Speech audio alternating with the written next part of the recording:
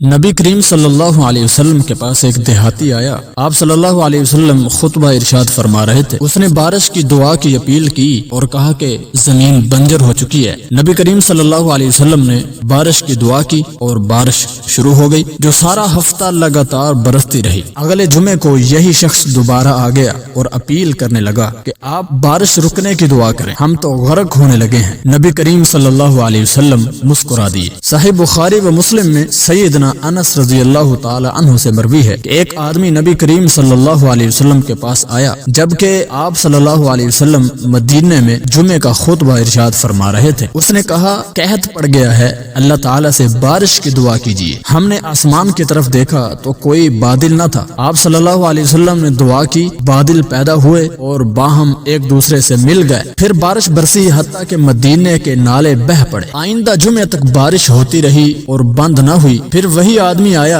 یا پھر کوئی اور کھڑا ہوا جبکہ نبی کریم صلی اللہ علیہ وسلم خطبہ ارشاد فرما رہے تھے اور کہنے لگا ہم غرق ہو گئے، اپنے رب سے دعا کیجئے کہ بارش کو ہم سے روک لے۔ آپ صلی اللہ علیہ وسلم مسکرا پڑے، پھر فرمایا کہ اللہم حوالینا ولا علینا، اے اللہ ہمارے ارد گرد بارش برسا، ہم پر نہ برسا۔ آپ صلی اللہ علیہ وسلم نے یہ الفاظ 2 یا 3 بار ارشاد فرمائے۔ بادل مدینے کے دائیں بائیں چھٹنے لگے اور گرد و نواح میں برسنے لگے۔ مدینہ میں بارش کا نام و نشان نہ رہا۔ اللہ تعالیٰ لوگوں کو اپنے نبی جناب محمد صلی اللہ علیہ وسلم کی کرامت اور قبولیت کا مظاہرہ دکھا رہے تھے۔